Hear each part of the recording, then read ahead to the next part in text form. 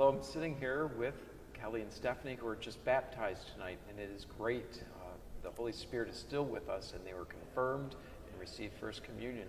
So I'm just going to ask them a couple questions. How long have you been thinking and preparing for your baptisms? So I have been wanting to be baptized since I think I was probably in my early 20s. I grew up with Catholic and Christian family members, so I had the experience of both, but didn't know when or how to start that process. Well, since I got older and I had my son, I really wanted him to be baptized, and I went back to my roots with my great grandma, and she was Catholic, and we used to watch the masses on TV, and it just felt right that Catholic was the way to go. So I brought him to be baptized here, and it just felt right, and I just knew that this is what I wanted. That's great.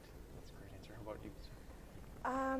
Honestly, it just kind of came about when I got into a car accident, as silly as that sounds. And I, from there, went into a church, but it never felt right. And it was Woodside, a great place, but it just didn't feel, and I laugh all the time with a friend of mine, but it didn't feel like home. And I just continued to have my daughter go through school here. Last year, she did her first communion, and that's when I had actually started doing the program. I did not finish, and I wanted to just absolutely kick myself when I got to see everybody. So all in honesty, it's been probably about 10 years and a good year and a half of finally coming to today. Oh, an accident was a sign from God. That's great. And I know you have lots of good memories of going through the whole process in the past year. What are some of your favorite things about the classes and things like that?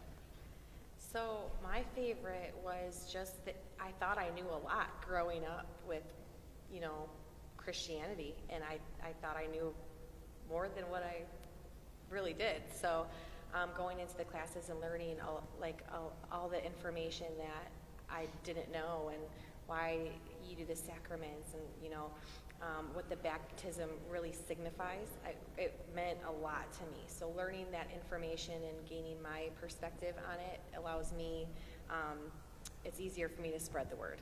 So the more information I have, the easier it is to spread. And it's already happening since the classes have started, and I've been spreading it a lot more than I do it without even knowing it. So that's exciting, but I think that the best part for me in the classes was just learning all of the information to get you where you need to be. Wow. All right.